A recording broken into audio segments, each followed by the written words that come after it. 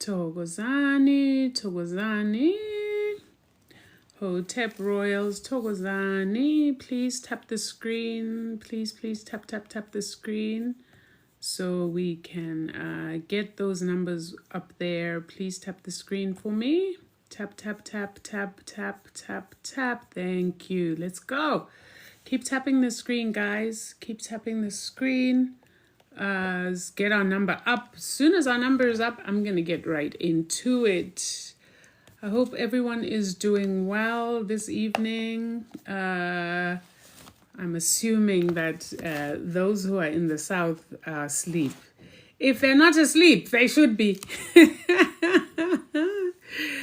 It's probably very early morning on that side.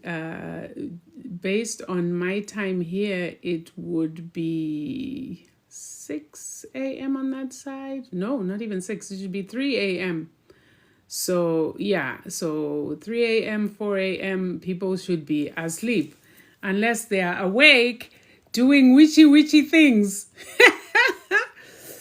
Thokozani, everybody. Nice to see again the same faces. I see some people here. Please keep tapping the screen. I appreciate you guys. Yes, we want to continue this journey on spirituality. By the way, for those of you who've subscribed to YouTube, I want to say thank you very much. I really appreciate you. Our family, that side is going because I've been feeling that is a more appropriate platform for doing specialized teaching.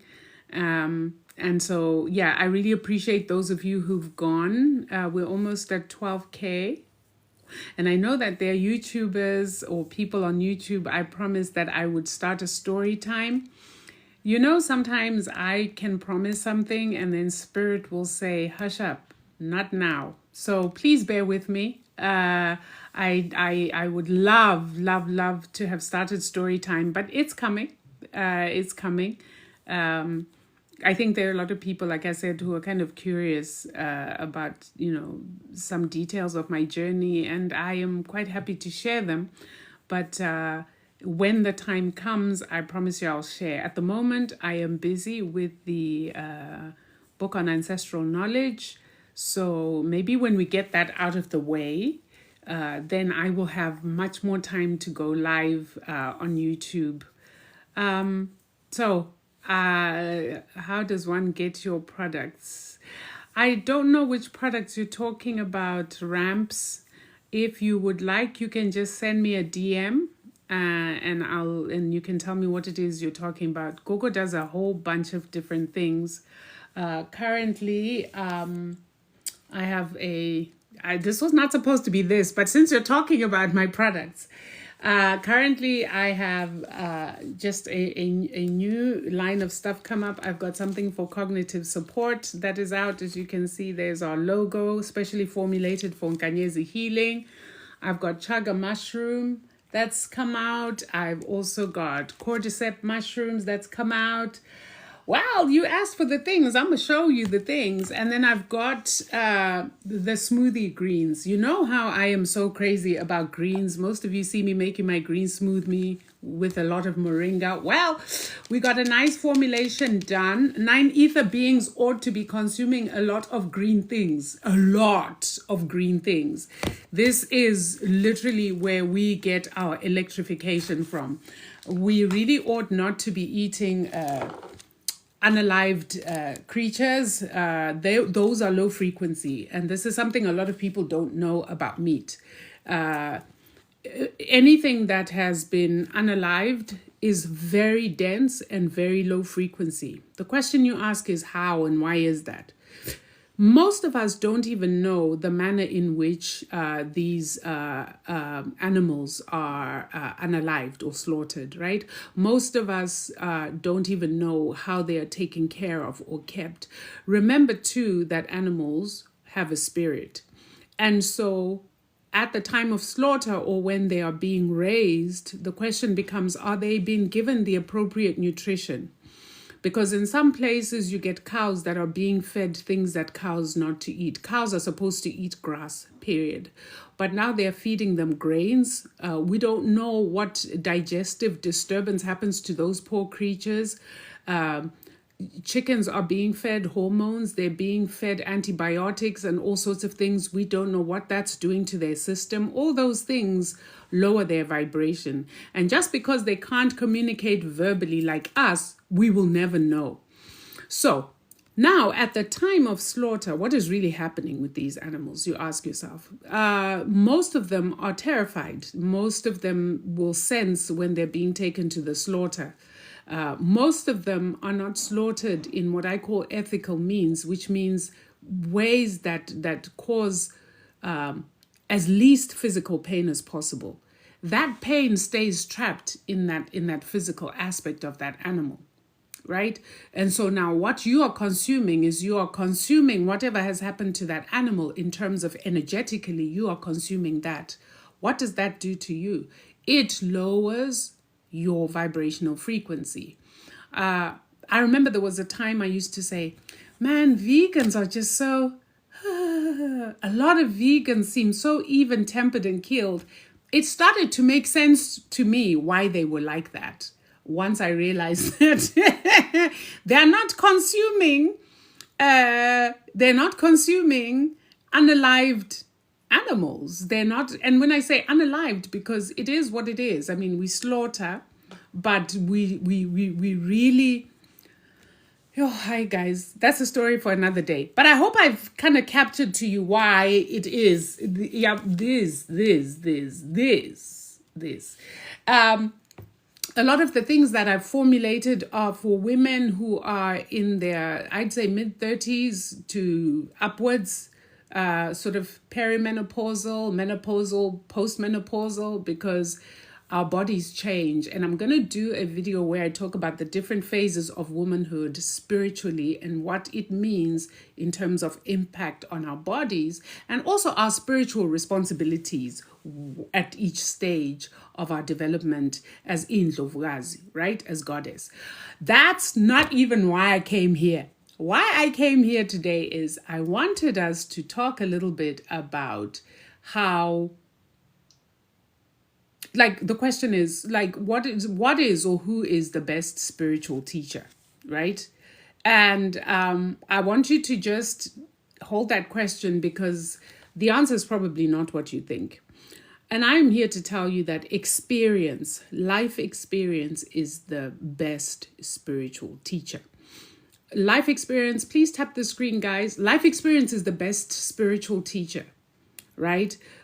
Take it from somebody who's been through a lot of different and has experienced many things in different spiritual spaces, right? I've been there, done that, okay? Which is probably why I am able to definitively tell you that African spirituality and being aligned with nature is the purest form of being spiritual, because you're literally aligning with self, right? You are not aligning with anything that is external to you. Rather, you are aligning your physical being with your higher self, with your God self, right? Because you are spirit first before you become this physical form. So what do I mean by life experience as being the best spiritual teacher? Well, it really depends on your consciousness, right? You can choose to look at your life experiences as, oh, woe is me, oh, this has happened to me. And being spiritual means that you look at your life experiences from a totally different perspective. Whatever it is that you've been through in life, you look at it as a lesson. Now, that's not easy, right? Because when you're going through something, for many people, particularly depending on your level of consciousness, many people stay stuck in the physical. Many people stay stuck in the pain or in the discomfort of what it is they're going through. And when I say life experience, I'm also talking about the good experiences. Many stay stuck in the pleasure. Many stay stuck in the comfort or whatever experience you're going through. You stay stuck there and you fail to ask the all-important question, what is the lesson for me in this? The only way you will get to grow spiritually is not by watching videos. It is not by listening to various gurus and teachers. The only way you grow spiritually is by going through things, right? Look at it this way. You know, we talked about specific initiation systems and initiation schools and various African cosmologies under which you can initiate or decide to put yourself as a student to learn, right? But the truth of the matter is, when you are in those spiritual systems, you are learning certain practices, certain ways, certain rituals. But the ultimate teacher is your experience with those things. That's why I always say to you, it's useless to watch videos. And if you don't put anything into practice, well, you've learned nothing because you're not experiencing it. You have to experience life. Now, in the broader general sense of initiation, right? Life itself is a big old initiation school. Can I get a yes? It is a big old initiation school. We know, and I've said this before, that going through initiation processes is a death and a rebirth. A death and a rebirth. The same in life. When you go through a horrendous experience, it feels like you are being unalived or you are unaliving. But when you come out of it the other side, you're transformed. You're never the same person again after that experience. That experience leaves its imprint on you. The question becomes, what is that imprint that is going to leave on you? Is it going to leave the imprint that leaves you bitter, that leaves you miserable, that leaves you mean, that leaves you unforgiving? Or is it an impact that is going to leave you a more refined human because you chose to make it a growth experience as opposed to a regression experience, right? Guys, can you please tap the screen? Please just tap the screen for me. So it's very important to understand that. And it's very important because it shifts your perspective on the things you go through or are currently going through in your life. One of the worst things you can ever do yourself is to go through something in life, come out on the other side having learned nothing, or having been made bitter or hardened by that experience. Now, does it mean you go through something, come out the other end going, oh my gosh, I came out the other end and oh, I have grown? No. Sometimes there's a lot of work that needs to be done by you in consciousness of the fact that you want to get from this experience the good that it brings, even though the experience itself may have been negative. Does this make sense? So if you're going to go through something, I would say, man, we're going to go through stuff in life. There's no one who will go through life without some bruises, without some bumps, without falling here and there. But then the question becomes, if you're going to go through it anyway, why make that experience a wasted experience by not learning or growing spiritually from it? Now, it might be a little bit of a tricky one for some because many people get triggered by some of my statements because they pinch someone. If it's pinching, sit with that pinching because it means that I've touched a nerve and it's something that you want to look at. Right? I've done videos on forgiveness and why unforgiveness is like drinking poison and expecting your enemy to die. It's a hard one, but it's facts.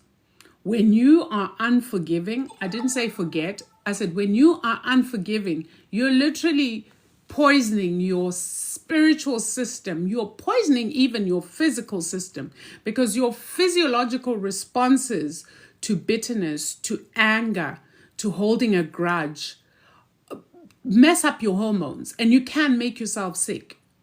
I've heard people, in fact, I read somewhere not so long ago that a lot of people who end up with very aggressive cancers are people who hold a lot of unforgiveness in their body. Because your unforgiveness is not held here. Your unforgiveness is held in the cells of your body. That inability to release and let go. Now, will you forget that something horrible happened to you? Absolutely not. There's not a single horrible experience I've been through that I have forgotten. But it no longer has a charge around it. It no longer has the emotions associated with that experience, because I've done the work to learn and grow from that experience. And it's absolutely, as a spirit being having a human experience, you stunt your own elevation by not learning from your life experiences. You won't grow. You may stay stuck, or you may find that you feel like you've gone backwards. A lot of people that I see in my practice are stuck in life because of things that have happened in the past that they have refused, or maybe without knowing how, have not worked through and let go. That is why when you go to initiation school, I remember for me, one of the first things that I was told by my Gobela is that you are going to have to do a lot of forgiving before we start these processes, because anything that blocks your chakras is going to make your experience very, very painful or not happen at all.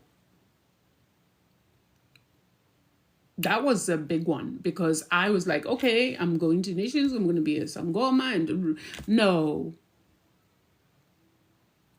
I had to work through a lot of things in preparation. I had to do a lot of shadow work in preparation for the journey to becoming a fully initiated healer. So, whether you're going to be initiated healer, whether you're going to work with people in one way, shape, or form, whatever it is you're going to be in your life experiences have to be your teachers. One of the things I then learned afterwards when I came home is that I was drawing clients, or my ancestors were bringing clients or patients to me who had gone through similar things to the things I had gone through. And because I had walked that journey and I had done the healing, I was able to provide appropriate guidance to those people so that they could work through what they had gone through. Now, nobody can teach me about my life experiences.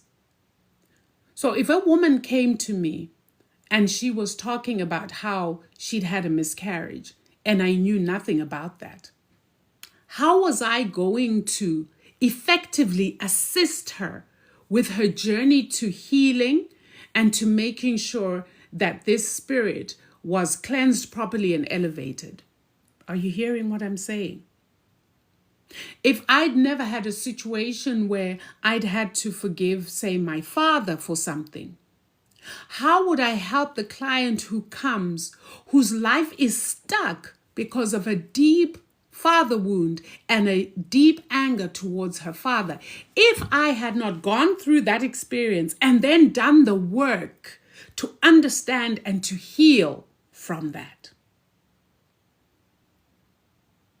In other words, what I'm trying to say to you is your life experiences, bar initiation school, are preparing you for your patients and your clients. Now, if you don't do that work, how are you going to help them? What insights can you give them? Because of the lot of work that we do is not written in a book. It's not like clinical medicine where somebody comes in with a rare condition I've never heard of, and I can pull out my big, thick clinical book and look up the disease and go, okay, so these are the signs and symptoms, okay, and okay, so this is the prescription, okay, I write a prescription, I send you on your way. This is a different ball game. We're dealing with the spiritual aspect, the psycho-spiritual aspect of somebody. And so that's even a deeper thing, because those who are called to become healers sometimes don't understand that the experiences that they've been through, because healers go through some of the most horrific experiences you can ever imagine. You've heard the term wounded healer. We're not supposed to stay wounded. For me, the term means in order to have become an effective healer, you had to have been wounded. Heal that wound so that when that wound comes, you recognize it and you know how to assist or facilitate someone else's healing. Does that make sense? So the issue of the wounded healer is a real one. Many people with a special calling to work with people, I'm talking some of your star seeds, your indigo kids, people who are called the chosen ones. They have so many different names out there. People who are called, the black sheep of the family. Have you ever asked yourself why you go through some of these horrific things? And not from the perspective of, why me, why me, why me? Yes, you. Because those experiences are intricately connected with your calling. They are intricately connected with your life path. They are intricately connected with your purpose here. But you're going to miss it if you don't raise your consciousness about your life experiences.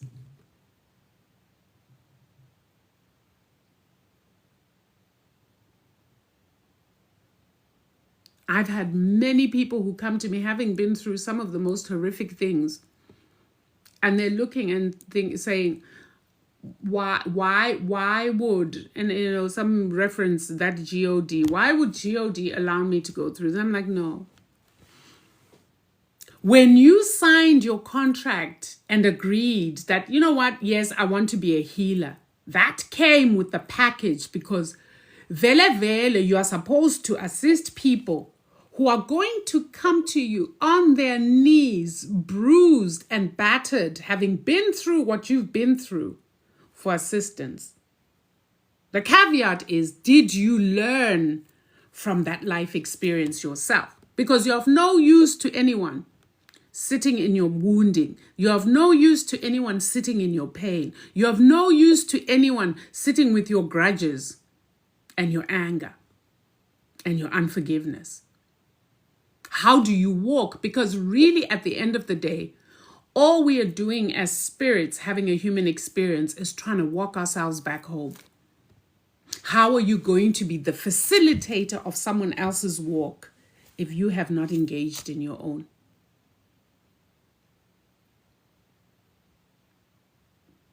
So it is very, very important that you understand that while you're here on this earth, whatever you're going through, some of us are going through things within our very calling where you're like, I committed to this. I said yes. I did the things.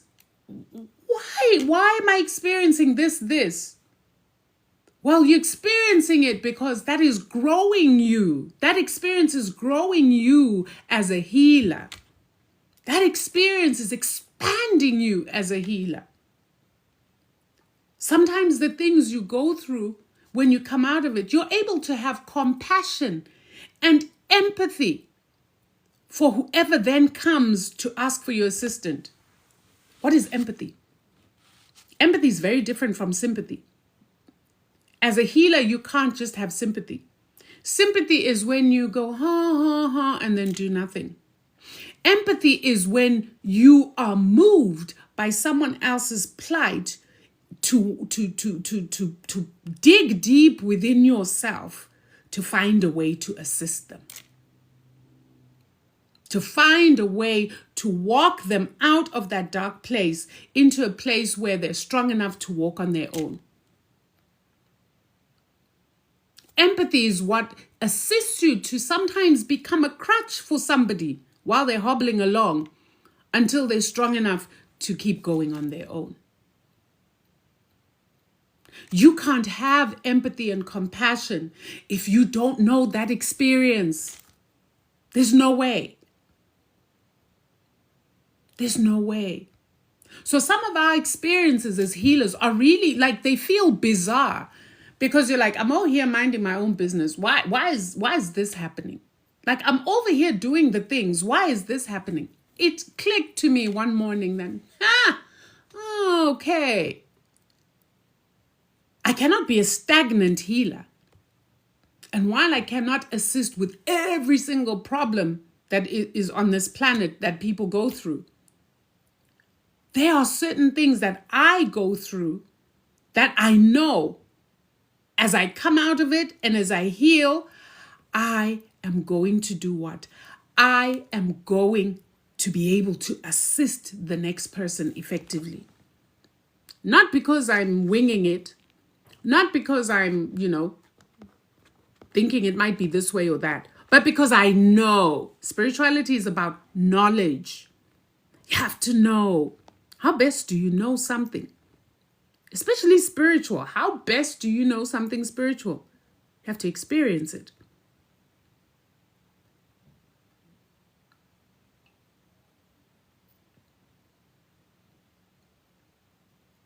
So it's very important, and I will keep saying this, that you raise your level of consciousness. Because your level of consciousness will give you that different perspective on the things that are going on in your life. Don't stay in the physical. Ask the importance, that very important question. There's a lesson in this. What is that lesson? Right? So I just wanted, good to see you too. Somebody says, do ancestors siphon your energy? How? I don't quite understand that question. Maybe you can add the question. It depends. Your ancestors of the light, the cleansed ancestors, there's no way they'll be siphoning your energy. How? So if you perhaps elaborate, or you can request to come on and ask your question. I'm here for the things. I literally am here for the questions. Anyone who has a question, please request. You can come on and ask. I'm quite happy to go there. So I really just wanted to come and share that, because I was like, we're talking about all this and all this, but at the end of the day, let me tell them the real. Your experiences, all the falling for the wrong partners, being in a relationship with someone who siphons your energy, an energy vampire, being in a relationship with somebody who was a ritualist. Those are gold. If instead of, why me? How could this have happened to me? If you come out of it and you learn from it, you're the next person's best teacher, because you are speaking from a point of knowledge, not from a point of opinion or from a point of having heard stories. You've actually dealt with it. One of the things that always make me laugh is when somebody says, as a Sangoma, have you ever experienced witchcraft? A lot. I could tell you stories about how people have thrown things at me. And I remember that the first time it happened, I think I was just maybe 3 or 4 months out of initiation school. And I could see things were not okay, the dreams that I was having. So I consulted one of my siblings in my initiation school, those who were experienced, who were older than me. And they told me what had happened. Do you know how I sobbed? Like I cried. I cried because I was like, why would someone choose to do this to someone like me? Like, I harm nobody. Like, I'm staying in my lane. I'm minding my own business. It took me about a month to work through my pain of that. Obviously, I got the treatment I needed and I was fine. But what it taught me was this: you cannot call yourself a spiritual healer if you've not experienced that dark side. When your clients are coming to you complaining about iscrito, complaining about isbobo, complaining about somebody causing a stroke, a spiritual stroke, by the way, that manifests as physical. If somebody comes complaining about having had like an entity, placed on them, somebody complaining about having a spiritual husband, these entities, have sex with you in your sleep. How on earth are you equipped to help somebody who comes to you with that experience? How do you assist? And when I say assist, guys, I'm not just talking about the medicinal assisting where we put herbs together. We give you something to cleanse. We give you something to purge. We give you something to steam. That's just one aspect. How do you hold a safe space for a young girl who's experiencing these things, who's terrified now, and who needs somebody to have that compassion? Maybe it's because I'm a big mother. And that mother heart to say, hey, I know this has happened. We're going to take care of this, okay? But I need you to understand that you did nothing wrong. I need you to understand that you're going to be okay. How do you safely hold space for someone like that if you yourself have not had those experiences? And it took a lot of work with my grandmother, showing me through dreams things that she had been through that led her to be the woman that she was as a healer. I'll tell you a story. So my grandmother, my gift giver, had one son, my father. My grandmother loved children. These are the stories I'm now hearing. My grandmother could only conceive that one son, and she couldn't conceive anymore. So my grandfather had to take a second wife at the request and permission of my grandmother, because my grandmother understood the mission, which is to expand the family. Now, in this expansion of the family, the second wife came in and she had 3 children, boom, boom, boom. But the first 2 died because, well, it's a story for another day, but this particular grandmother was into some dark things and she had been promised by her family to some dark something. So the first 2 died. My grandmother, being a spiritual woman, picked up, because every time she nursed, these kids would die because she was breastfeeding. On the 3rd child, my grandmother says, give that. My grandmother became the wet nurse to that 3rd child. And then she went on, I think she had 3 more. Here is a woman who desired to carry children of her own, couldn't, and here she was as wet nurse for her co-wife. How huge is that, guys? How huge of a heart do you have to have? Because you could see that these kids were passing on as they were nursing. The more they nursed from their mother, the more they breastfed, the sicker they got until they died. So when that one, the 3rd one, was born, she took it and she said, I'll be wet nurse. And of course, you guys know how lactation works. If you put a baby to the breast and it suckles, eventually you will start lactating and you will start producing milk. So she became the wet nurse of her co-wife's children. My grandmother's main gift was as a reproductive specialist. She understood the pain of young women who would come to her to say, Gogo, I've been married now and it's been, back in those days, I think you could be married maybe 2 years, no kids, it was a problem. Nowadays, you can get married 10 years and then you start thinking, maybe there's a problem. But back then, in the olden days, and we're talking rural Zimbabwe, my grandmother understood the pain of a young woman newly married, and they're expecting that within 3 months of being married, they should see you going blah, blah, behind the huts because you're pregnant. My grandmother was a fertility specialist. She specialized in herbs of fertility. So do you see how spirit will work sometimes?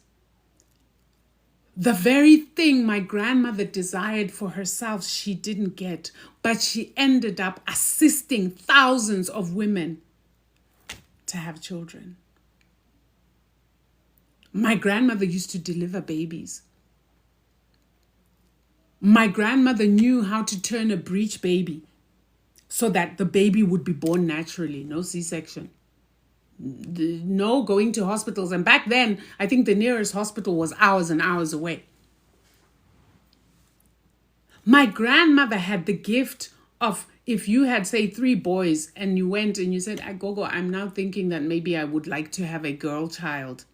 My grandmother had the herbs and the skill to be able to do that. And then she would take care of... My grandmother's practice was around women and fertility and healing fertility issues. There were women who their cervix... I forgot what the word for it in Karanga is. But my grandmother, those women who they say, your cervix can't close and therefore premature. My grandmother never delivered any premature babies. She knew that at such and such a month, this person would come. She knew what ritual and what she needed to use as herbs to plug that cervix so that the baby could grow to full term. There was no need to do what they do nowadays to go in and put a cervical stitch. Hey, women have suffered. My grandmother used herbs. She knew exactly what she was doing. My grandmother knew how to prepare a woman's body so that her pelvic bones would open up and open her pelvic canal so that no matter what size baby she was carrying, this woman would deliver beautifully. And within hours of delivering, she was walking home with her child. My grandmother knew how to deal with any complications, and there weren't any because she saw these young women from the time they were pregnant. They knew to go to Gogo so that they would strengthen the pregnancy. They would spiritually protect that spirit through certain rituals and certain herbs, and then the delivery was just as normal. But this is a woman who desired, cried to have more children than just my dad. She could have sat back and said, why me, why me, why me, why me? And her gift giver would have been like, you've got work to do. And for you to understand and do this work with the greatest selfless love, you're only going to have one. So it's really necessary to understand that the way things are in the spiritual realm is not how things are in the physical. And if you stay in the physicality of your pain and your struggles, you miss the whole point. You really miss the whole point of being here. I always say we are spirit having a human experience, the good, the bad, and the ugly. And that's so true. Somebody said, but Gogo, she had all these children. Yebo. That's what I mean. She birthed, listen. And imagine how many ancestors, wherever Gogo is sitting now, are busy going makos because their lineages were able to carry on through her work. It's pretty powerful. So sometimes what looks like is a burden or a tragedy in your life is not that. But it's up to you to learn and raise your consciousness about that experience. And then you will see its purpose, its divine purpose in your life. Otherwise, you miss it. And it becomes pointless. And then you get depressed. And then you want to disengage from life altogether. Understanding that raising your consciousness and shifting your perspective on your problems is the key. All right, I see someone. So I told you a story. Haha. I did not think I would tell a story. Here is somebody. This is okay. So it might get silly in here because the person who's asked to join is very close to my heart, and she's known as a baby shark, and she calls me Mama Shark. It's an inside joke. Togos, a baby shark, Makos.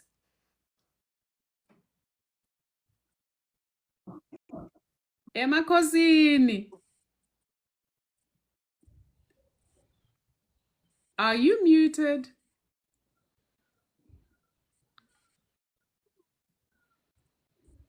Shucks. I think she's muted.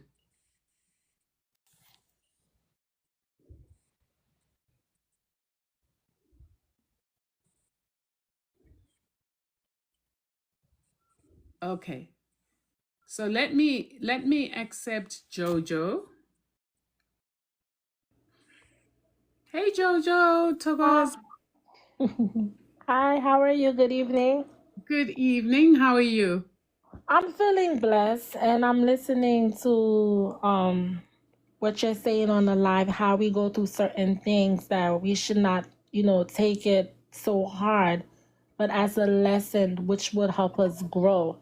Yeah. Like for example, losing my father in September 23 and 4 months after losing my mother January of this year. Then going through a separation where the person I was married to for 4 years ended up leaving me for somebody else. And I asked myself, why is all this happening to me? Like, is it something that I did? Is it something? But I try not to let it get the best of me because I could have gone through a depression. And knowing I'm a mother of 2 kids, which is my daughters who are twins, I have to be there for them. So I look at everything as a lesson which will make me become a better person who's experienced and who could help somebody who might have gone through the same situation as me. It's hard, very hard. It's hard, sweetheart, because it's initiation. That's why I said just look at life as one big initiation school. It's a death and a rebirth. Yes. After everything and it all happened so close together. Yes. I haven't recovered, boom, and then boom. And but you will never be the same person again when you've gone through the healing and you come out. You're a totally different person because those experiences now form an integral part of your path. They are part of your life's walk. So now the next person you meet, and spirit is really amazing in how all this works. Mark my words, right now as you're healing, probably not so much, but once you've gone through the whole grieving process and you've healed and there's now a sense of peace about the situations, you're going to find that every other day, whether it be at work, whether it be wherever it is you spend time, you're going to have women without anyone even telling them what you've been through, just coming and starting to pour their hearts out at you about the same or similar situations. Yeah, so I mean, I wouldn't want people to have sympathy for me because I know sometimes, when you tell people that, it's like, oh, okay, to feel sorry. It's not about that. I used to feel sorry for myself and pat myself, and I said, no, I have to be strong for my daughters because I'm a mother of twins. So what can I say? I'm still here. I held my head up high. I buried my mother along with my aunt. One of my daughters just graduated. She's working and she's in college. So I have to, see the little things too. You understand me? And then eventually life, to live you must die, and to die you must live. It's a cycle that we all have to go through. That's So I it. just look at it as a mission. We all here for a reason. It's our past and our experience who makes us the person that we are. Purpose. And it's so beautiful that you say that, because I always say, how would you know joy if you didn't experience sorrow? Right? Yes. That's the duality of life. We know that there's a thing called joy because there is a thing called sorrow. If everything was all joy, how would we know that we had joy? Exactly. So life is about duality. And life is about, experiencing, like I said, the good, experiencing the bad and the ugly on one side, experiencing what is blissful and exquisite, experiencing what is horrific. And there are very few people who will go through life without going through the whole range of experiences.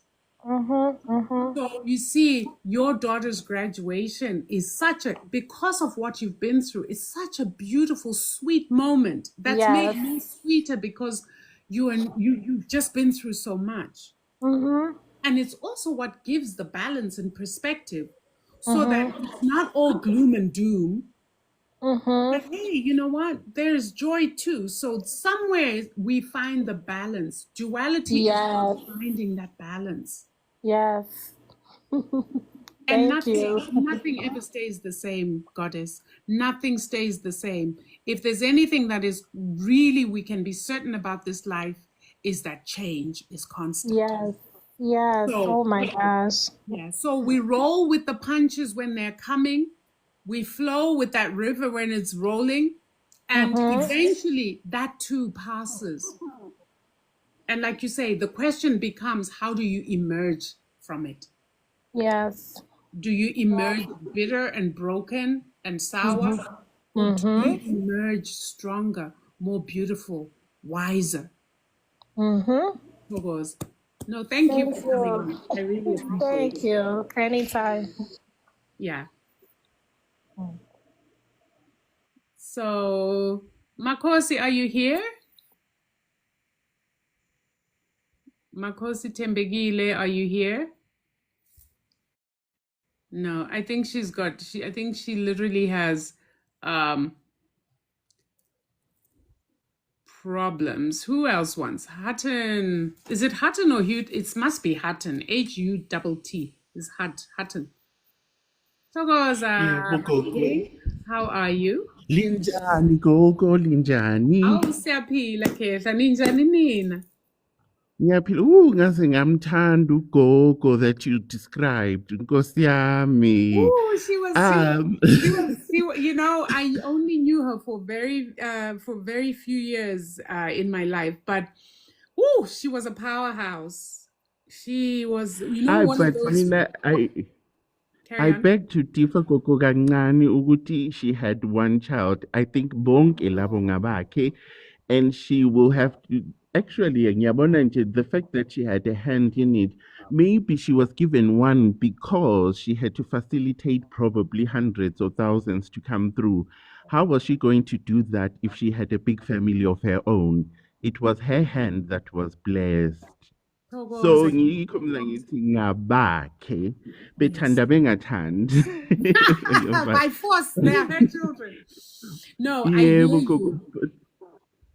Gogo, this is the thing that is also part of me. This topic like really strikes a certain point. Kahle ukuthi, I did put it in the comment section. ukuthi It's a bit challenging sometimes for someone to navigate this spiritual minefield, because you find yourself ukuthi nguwe ophahlayo in the family, kulungela abanye abayibo abalwa nawe bekutshela ukuthi ngena enkonzweni and all these things, and you're like constantly being put to izinto that test you, even if you're trying to get away from it. Ngake ngayikhuluma lo mkhulu Makhosi down here. She had a panel that I had joined as well, to the point that you end up being umuntu who likes to be reclusive and not to have a bunch, just for the sake, like you're just tired trying to explain, and I'm not really keen on wanting to have people accept me, rather like they go out of my space, but they constantly show up, and then uthi uyaphahla uyenze zonke izinto accordingly. Oze boom nje sivukele sezilungele bona. I'm happy for that, but ngizonda the fact that uthi they don't even acknowledge that these things are coming through your own efforts. Babuye bezokugxeka wena. And you find yourself walking like, I have the oddest experiences. Gogo ngakutshela ukuthi if I walk into a place lapho okulabantwana abakhubazekileyo khona, like ADH kids or whatever, they just seem to be drawn to me, and ngiyabe sengifila awkward ukuthi ngiyenzeni ke manje. Yeah. No, It's Kesa, you know just what? That experience you talk about is, you know, the reason I'm smiling is because that is such a common experience among healers, right? Because when you are the one who is chosen or the standard bearer in your family, you are working with the ancestors not for your own benefit. Because remember, these ancestors are ancestors of the entire family, including those members who don't like you, including those who've been cruel to you, including those that have been mean to you. You don't have a say-so on where that blessing is going to fall. Once you've done the necessary rituals, you've done your venerations, you've poured libation, you really, see, that's why I say spirituality, being a spiritual person is not a walk in the park. Because really, at the end of it, what needs to die in you is ego, the self. You need to acknowledge that when you are given this gift, it is not for you. You may be the last person who benefits from that gift after everybody else has benefited. Let me tell you something that is going to blow your mind. If you are a Makosi and you have that royal gift, the gift of royalty, right? Most times you are the last person who is going to benefit anything from all the rituals and sacrifices you make. You know why? Because in this realm, a king or a queen makes sure that the entire kingdom is harmonious, everybody is eating, everybody is healthy, everybody is laughing and smiling before they can even think about themselves.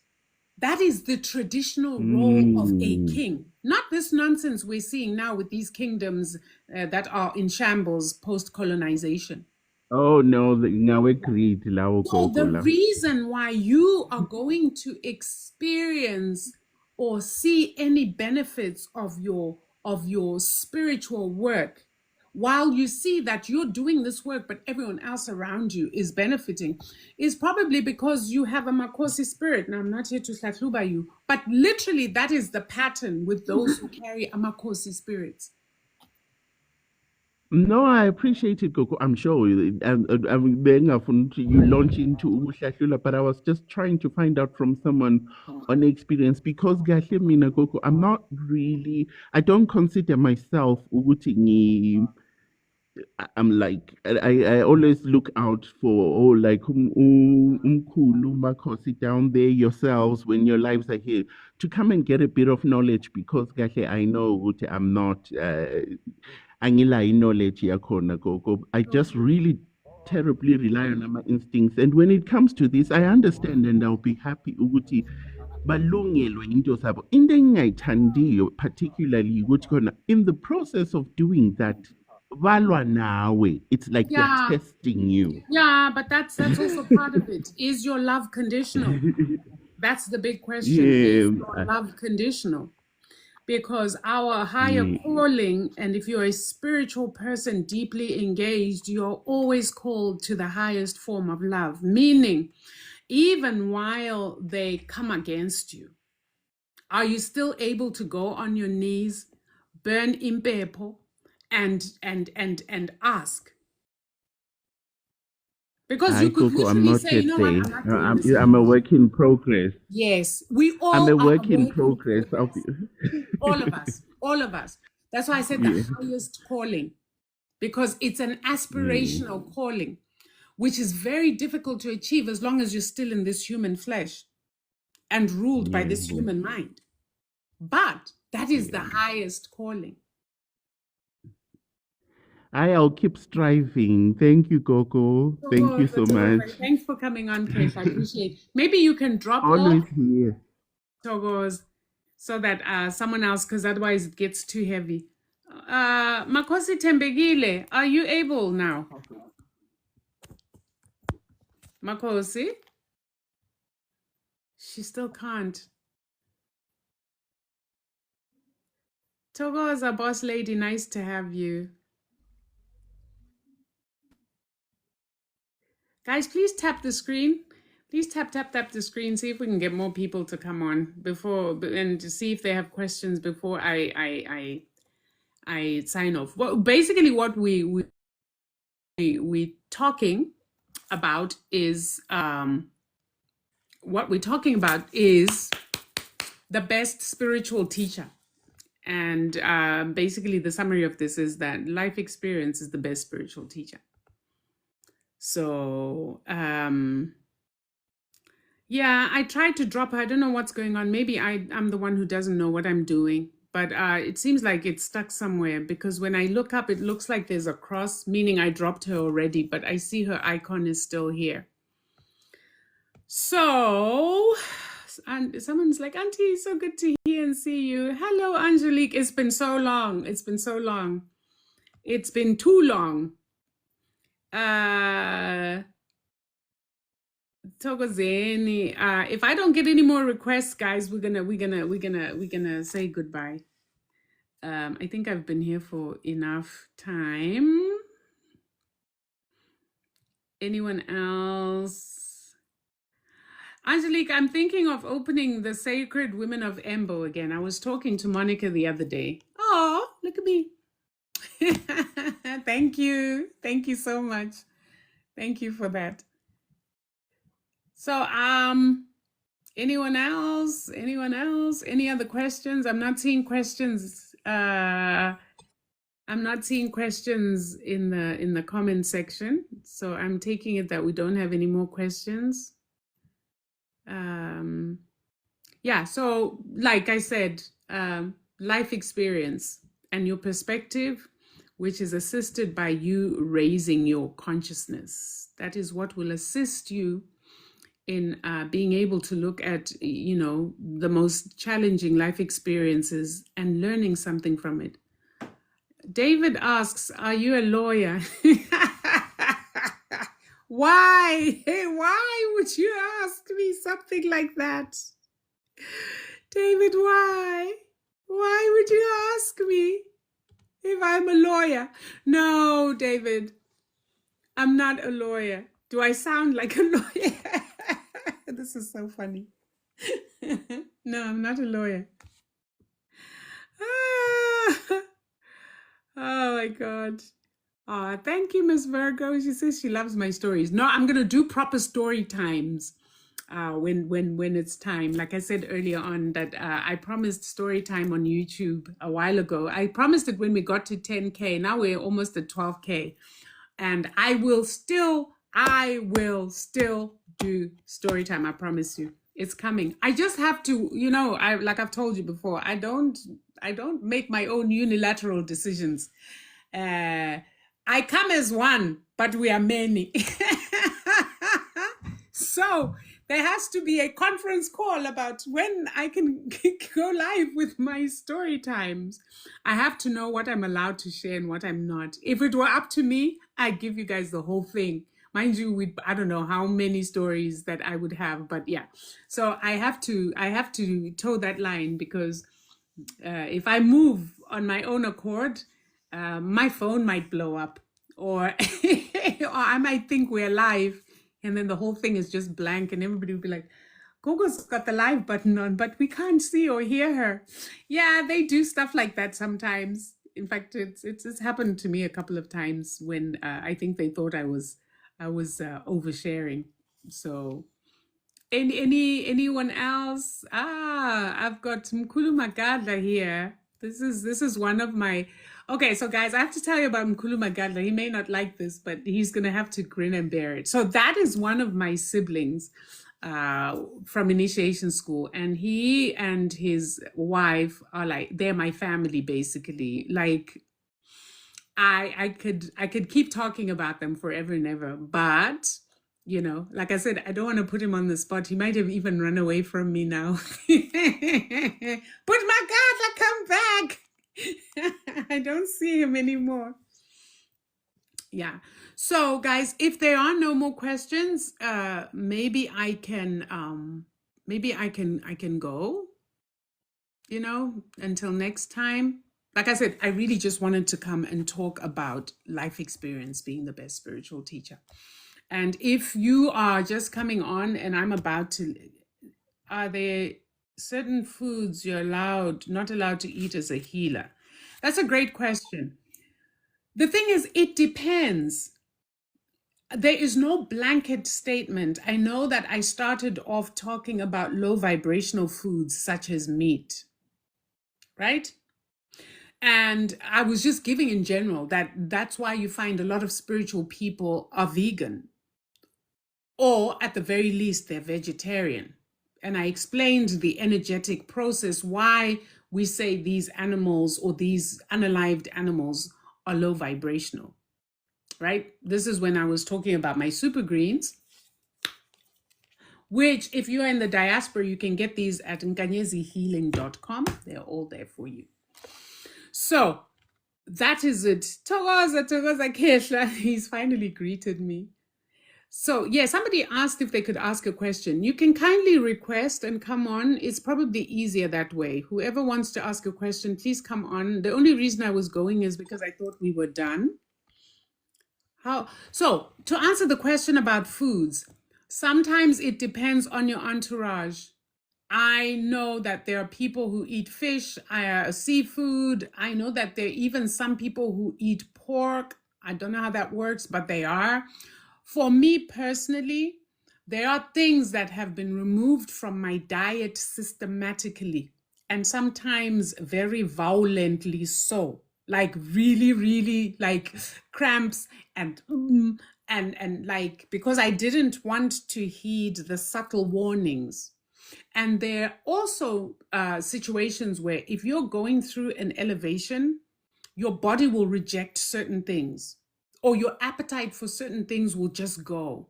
You find you're craving greens. That's me lately. Like, I just want greens. I just want pure water. I don't want juice. I don't want soda. And they taste funny in my mouth. Usually when there's something going on with me spiritually that requires a certain level of cleanliness in my physical body and a certain balancing of my chakras, there's certain things I just can't eat. And it's not that I want them and I can't eat them. The appetite for those things just vanishes. So that's another way in which you may know that certain foods, you just lose the taste for it. And maybe your brain keeps telling you, oh my God, those ribs taste so nice, but like there's nothing pulling you towards them. Listen to that. Your higher self knows what's best for you. Like literally, your higher self knows what's best for you. So I know that when we're in initiation school, most times we ate vegan. Hardly any oil. We ate things like beans. We ate things like pap, potatoes, vegetables, leafy green vegetables. Like because the process requires that not only are you spiritually clean, as in cleansed, but that your physical body, your constitution, your system is also clean, so that whatever needs to happen can happen, and can happen easier. So okay, so I have some people who are on. Let's see who's here. Let's have NKG asked first. Let's see. Have I ever seen a ghost? Yes. Like, David, why are you asking all these questions that are so random? Masithokozeni gogo. Thokoza, Ndlovukazi, ninjani? How are you, ma? I'm doing well. How are you? I'm fine. Good to have you. Ish, I feel like I'm asking such a heavy question towards the end, but I've Go been for it. I've been trying to understand, I suppose, as a Black woman, Mm-hmm. as a child of the continent, Mm-hmm. I think I can speak for a few of us who have come from families where there's a lot of animosity between Ndlovukazi, especially from mother to daughter. And I think that has left a huge imprint on us as Ndlovukazi. And a lot of us are trying to elevate and heal from that. And I think in the way that you can, respond or what you can say, and maybe this is something that can be an ongoing convo because it's so deep. Mm-hmm. Mm-hmm. It's so heavy. It's also so layered. There's so many things, it's not just, it's also taught, it's not just mama and the child. It's generational, and it's things that I've also seen. But I find that is something that has stopped a lot of us from elevating, and it's disrupted a lot of the way we move through the world, the way we interact with other Ndlovukazi, or how we see ourselves. And I think, what are some ways that you can advise us as Ndlovukazi who are wounded to a certain degree and want to start that healing so that that thing stops with us? No, thank you for your question, love. I have actually done several videos. They're on YouTube, addressing this very issue. And I started out with looking at the mother wound, right? That is a very deep and important wound to heal. And that mother wound is typically it's generational. It is a mother who is dissociated from her daughters because her own mother was dissociated from her and all the behaviors that come with that. And now here you are 3 generations or 4 generations later, and not only are you carrying the burden, remember all this stuff is in your DNA, you're carrying the burden of your own mother and her dissociation from you. But you're carrying the burden of 3 or 4 generations of Indlovukazi too. So it's almost like with each generation, this gets worse and worse and worse, which is why we need to heal it. If you go on YouTube, I've done extensive videos on that. I still have this. I've also looked, so the mother wound. I've also talked about how Indlovukazi are treating each other. And I talked about what could be the root causes of those. And I'm now talking about Indlovukazi, or goddess outside of her family, goddess in society, goddess among other goddesses. What is going on with us that is causing some of the terrible things that are going on out there? And maybe, like you say, an ongoing conversation, because those were kind of broad. Maybe what I need to do too is now start looking at specific topics, like the Ndlovukazi who goes and sleeps with her best friend's husband. What's going on there? And maybe do sections like that. I don't know what you think. Maybe would that be helpful? Yes, no, Gogo, it would be incredibly helpful. I think we are just in a space, at least I find myself in a space where those are the things I'm finding are stopping me from elevating, because it's such a, like you said, it didn't start with you, but you are the one carrying all of it. And in an attempt to try to do whatever you're trying to do to create cohesion in the family, especially amongst Ndlovukazi, those ones, I never want to label people as a lost cause, but they are not there in terms of their own self-actualization. So they don't see the value in that process. So it's up to us. And I think a lot of us, because of those strained mother relationships or absent relationships from mature Ndlovukazi, ugogo, makazi, all of them, because they are on their own speed, it's kind of left us like, yo, hi guys, how do we move now? Because there's no one in our immediate periphery that can guide us. Well, Put it this way. If you were to put together a group of young Indlovukazi who felt the same way as you do, I have no problems coming in and assisting you guys and us having Oh, these conversations. Togoza, and giving Gogo, people. Togoza. That That would is be part of my work. amazing. Put Yes. together, I don't care, a group of 5, group of 6, and we will meet maybe once every 2 weeks so we can really dig deep into this. I understand where you're at because, again, this is something that I feel very strongly about. And Yes. as future parents, put it that way, You. this thing needs Yes. to end now. That's This the healing needs to concern. end now. Yes, that is the concern. Yeah, Because Boko. if it's not dealt with, even though you are conscious of it, doesn't necessarily mean you're going to be able to prevent it. Why? Because you've got the burden of 4 or 5 generations of DNA. You've got your own subconscious mind that has internalized or not.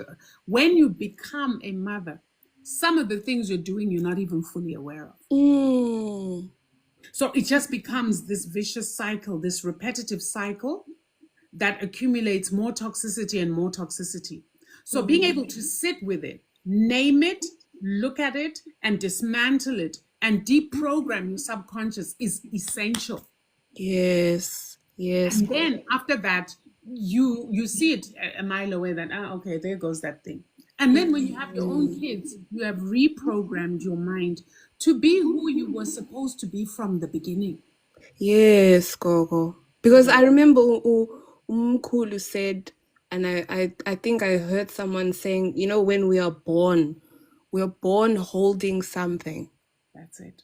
We're born holding something. And I think a lot of us, that whatever we held, we've dropped it somewhere or... No, you're still holding it. You haven't unfolded it. Yes, You haven't been given. You'll never lose what you came with. You have not unfolded it. Yes. In other words, you're not yet fully living into your purpose. This is what you're talking about when you say we haven't elevated, we cannot elevate, because you're weighed down by these other things. So unless those get taken care of, it's very hard for you to unfold this so that you can move it. Because what's in here is that which is your purpose. Thokoza. Thank you, Mkosi. I will do the needful and I will get back to you. Definitely. You have my numbers there. I think they're on a pinned video here on TikTok. Yes. So just go ahead. Put a group together of young women and I'll be in there. Okay. Thank you, Makos. Thokoza.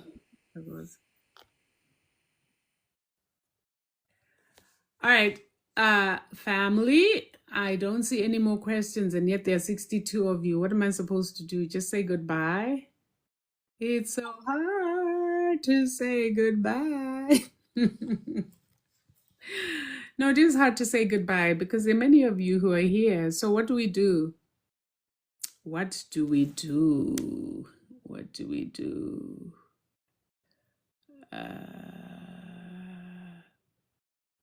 What do we do? I'm trying to see if there are any questions that I can address. How can one be spiritually? Thokoza Gogo, how can one always be spiritually connected? Because we go through a lot as... Was that... Okay, the question is not fully answered, so I don't even know where to start with that. I explained that. Can you explain vibrations and energies a little bit? Okay. Explaining energies and vibrations a little bit. Everything in this cosmos is about vibration, is about energy, right?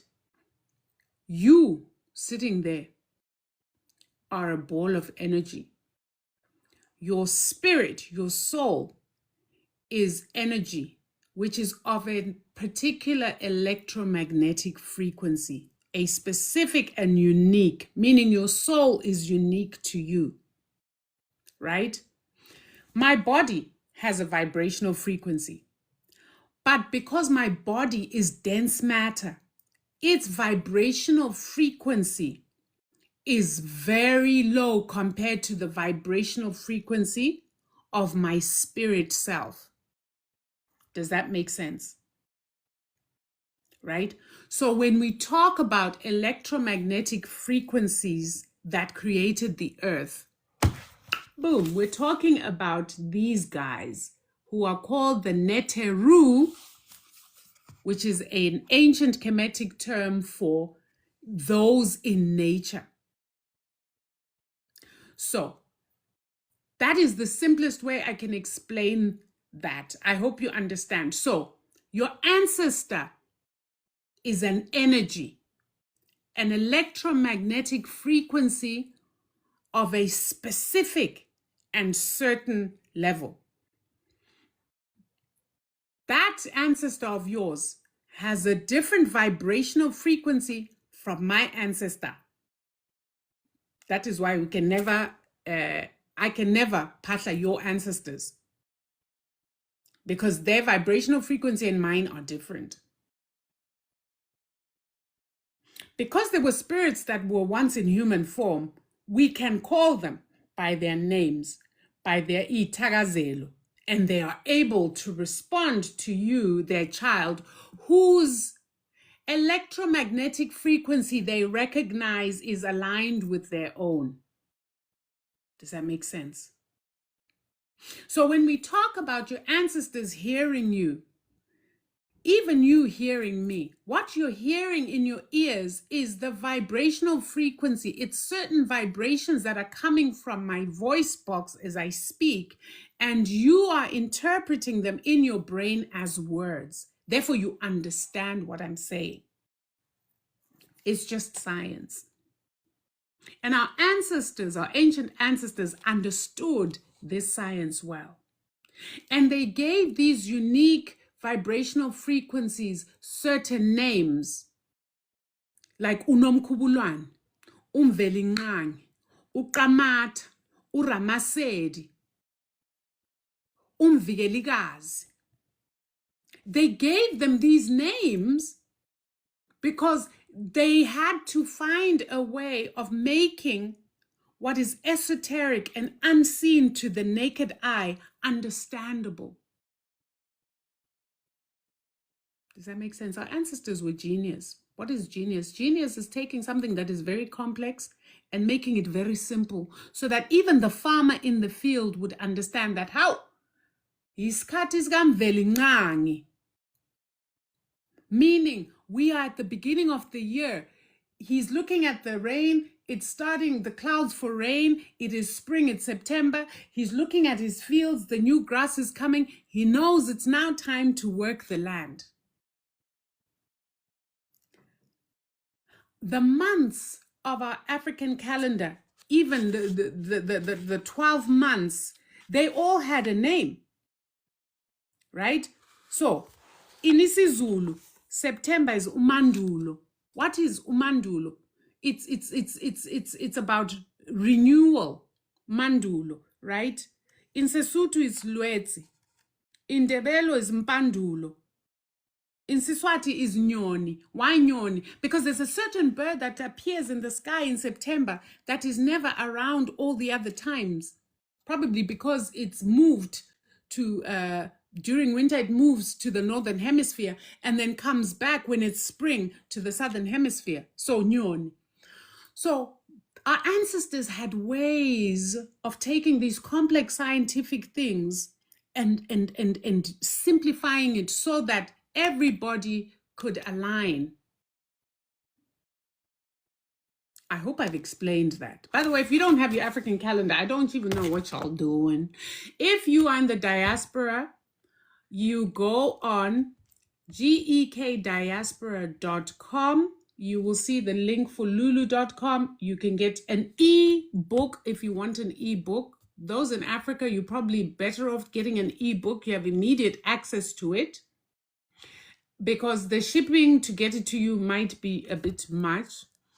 If you are out here in Canada, wherever else, and you want a physical book sent to you, you go ahead and you place your order and the book gets sent to you, and then you have your book, and then you send me a picture like this on 734-274-0664, because I love to see. Why do I like it? Because I want to see how this consciousness is spreading around the world.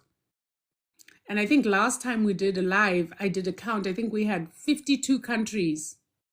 I think there are more now, where the African calendar had reached. So this is, when I say the African calendar, I'm talking about melanated beings. Thina esinje. Us. So it doesn't really even matter where you are, Jamaica, Barbados. We've got people from all over who are melanated beings who understand the importance of connecting and aligning with the energies of the cosmos so that we can be well again.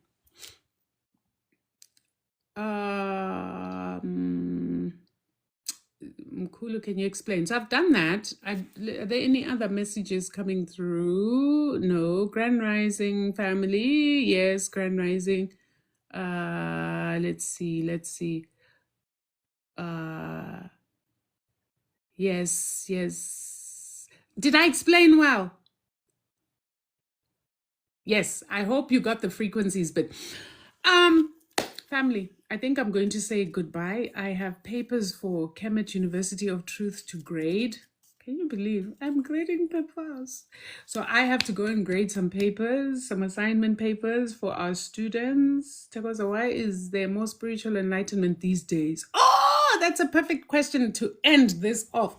Because the Great Awakening is here. We have exited the age of Pisces, which was an age of absolute chaos. It was the age of Set Umbidlizi. Umbidlizi. And Umbidlizi simazi kahle. We know who that creature is and what it looks like. Ever since that creature took over, there's been absolutely nothing but chaos on this planet. We are now exiting that age, which is about 2000, I think it's 2100 and something years. We are entering into the age of Ma'at. Ma'at is truth, justice, order, balance, and harmony. So we are entering that age. What does that mean? It means whether we like it or not, the energy has shifted. You're either going to shift with that energy or you're going to stay behind. Meaning to say, this is the time where if you are conscious and you're listening to yourself, you will find that there are things that no longer serve you that you're quite ready to let go of. It's not that you're by yourself just wanting to do this. The prevailing energy is pushing you in that direction. The key is don't resist it. Don't resist it. That's why everything in the world is crumbling. Everything that was created in the age of destruction, which is destructive to nature and to nature's children, which is melanated beings, is also being destroyed. That's why some of us are not stressed about the geopolitics of the world right now, because we're just like, you know what? It was going to crumble. And it is going to crumble anyway. We'll just sit back and watch. Ne? So, siyabonga Khehla. Awu, singamabhubesi wezulu. Thank you. So I hope I've kind of explained why we are in this age now. Flow with this energy. Don't resist it because you can't win. Can't win. That is why this is also the time to get your house in order. And when we talk about elevation, it's becoming very important. I was going to go off on a tangent right now about planet Nibiru and the presence of the galactic beings, but I really figure that I need to get off this live because that is a whole teaching in and of its own. But they are here. They are here. And so we best get ready. The knowledge of knowing our calendar comes with peace. Yeah, boy, it does, doesn't it? It comes with a, I'm home. It comes with a deep understanding of self. So, on that note, family, I'm going to say good night to you and see you on the next one, which is possibly going to be tomorrow night because, yeah, there's a lot. And as long as I'm allowed to come here and chat, I will definitely do so. Masithokozeni.